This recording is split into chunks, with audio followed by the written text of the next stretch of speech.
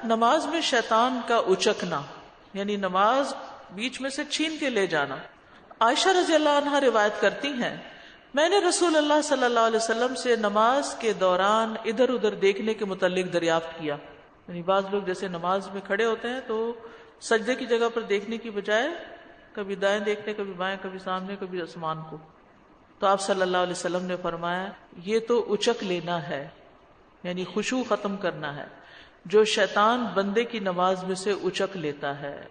یعنی اس وقت شیطان اتنا ایکٹیو ہوتا ہے کہ بندے کی نماز میں سے کچھ حصہ نکال لیتا ہے۔ تو نماز میں ادھر ادھر دیکھنا، جھانکنا مکروہ ہے، کیونکہ بعض اوقات انسان دائیں بائیں گردن بھی پھیر لیتا ہے تو نماز سے توجہ ہٹ جاتی ہے۔ خشوع و خضوع جس کا حکم دیا گیا ہے وہ اس سے ختم ہو جاتا ہے۔ تو نماز توجہ کے ساتھ پڑھنی ضروری ہے۔ رسول اللہ صلی اللہ علیہ وسلم نے فرمایا جو بھی میرے وضو کی طرح وضو کرے، اس کے بعد 2 رکعت ادا کرے اور ان کی ادائیگی کے دوران میں کوئی خیال دل میں نہ لائے تو اس کے سابقہ تمام گناہ معاف کر دیے جاتے ہیں۔ کتنا مشکل ہے یہ کام کہ پھر نماز کے دوران اور باتیں نہ سوچے، اور یہ انسان کے شیطان پر غالب آ جانے کی وجہ سے ہوتا ہے۔ تو جو شخص اپنے شیطان اور اپنے نفس کے ساتھ جہاد کرتا ہے تو اس کے لیے جنت واجب ہو جاتی ہے۔ تو اس حدیث میں بیسیکلی توجہ سے نماز پڑھنے کی اہمیت کو بیان کیا گیا ہے کہ نماز میں ادھر ادھر نہ دیکھا جائے، کیونکہ جب انسان نماز میں ادھر ادھر دیکھتا ہے، یعنی نمازی جو ہوتا ہے نا، وہ جب تک نماز کی طرف متوجہ رہتا ہے تو اللہ سبحانہ وتعالیٰ بھی اس کی طرف متوجہ رہتا ہے، جب تک وہ دائیں بائیں نہیں دیکھتا۔ لیکن جب وہ اپنا چہرہ پھیر لیتا ہے تو اللہ تعالیٰ بھی اس سے اپنا چہرہ پھیر لیتا ہے۔ کتنی بڑی محرومی ہے کہ اگر انسان اپنا چہرہ پھیر لیتا ہے، ادھر ادھر دیکھنے میں مشغول ہو جاتا ہے تو اللہ تعالیٰ کی بھی توجہ اس سے ہٹ جاتی ہے۔ اسی طرح ابو ہریرہ کہتے ہیں کہ مجھے میرے خلیل نے 3 باتوں کی وصیت کی اور 3 سے منع کیا۔ جن 3 باتوں سے منع فرمایا وہ ہیں نماز میں مرغ کی طرح ٹھونگے نہ ماروں، کتے کے بیٹھنے کی طرح نہ بیٹھوں، اور لومڑی کی طرح ادھر ادھر نہ دیکھوں۔ اب جانوروں سے تشبیہ دی گئی، مرغ کی طرح ٹھونگے نہیں مارنے، کتے کی طرح بیٹھنا نہیں، اور لومڑی کی طرح ادھر ادھر نہیں دیکھنا۔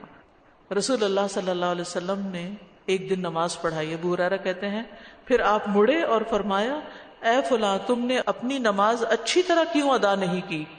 کیا نمازی کو دکھائی نہیں دیتا کہ جب وہ نماز پڑھتا ہے کہ اس نے کس طرح نماز ادا کی ہے، حالانکہ وہ اپنے ہی لیے نماز ادا کرتا ہے۔ یعنی جو کام ہم اپنے فائدے کے لیے کرتے ہیں اس کو ڈھنگ سے تو کریں۔ تو نماز کا اجر اس کی خوبصورتی کے اعتبار سے ہے۔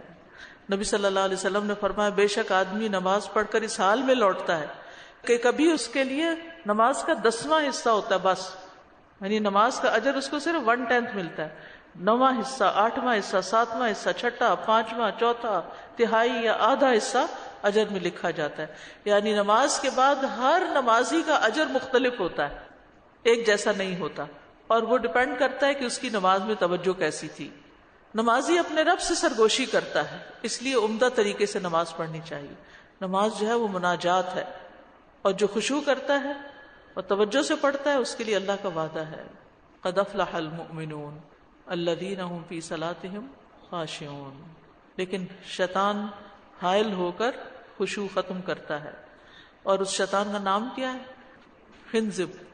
اور اگر بہت زیادہ وسوسے آ رہے ہیں نا تو بائیں طرف یہاں دل کی طرف 3 دفعہ تھتکار دینا چاہیے، اللہ کی پناہ مانگ کر، اعوذ باللہ پڑھ کر۔ شیطان وسوسوں میں الجھاتا ہے۔ پھر یہ کہ ادھر ادھر دیکھنا نہیں چاہیے، اور نماز میں جو چیزیں خلل ڈالیں ان کو ہٹا دینا چاہیے، چاہے جائے نماز ہو، چاہے کوئی ڈیکوریشن پیس ہو، چاہے کوئی شیشہ ہو، یا کوئی بھی چیز اگر آپ دیکھتے ہیں کہ آپ کی نماز میں خلل ڈال رہی ہے تو اس کو دور کر دیں۔ پوزیشنز ٹھیک ہونی چاہیے نماز میں، کھڑے ہونے کی پوزیشن ٹھیک ہونی چاہیے، ہاتھ باندھنے کی پوزیشن ٹھیک ہونی چاہیے، رکوع ٹھیک سے ہونا چاہیے، کیونکہ بہت سے لوگ رکوع ٹھیک نہیں کرتے۔ رکوع میں آپ کی جو کمر ہے اسٹریٹ ہونی چاہیے، کیونکہ بعض لوگ کمر ٹھیک کر لیتے ہیں گردن جھکا دیتے ہیں، وہ بھی ٹھیک نہیں۔ تو جتنی آپ کی پوزیشن ٹھیک ہوگی اتنی ہی آپ کی نماز کا خشوع و خضوع بہتر ہوگا۔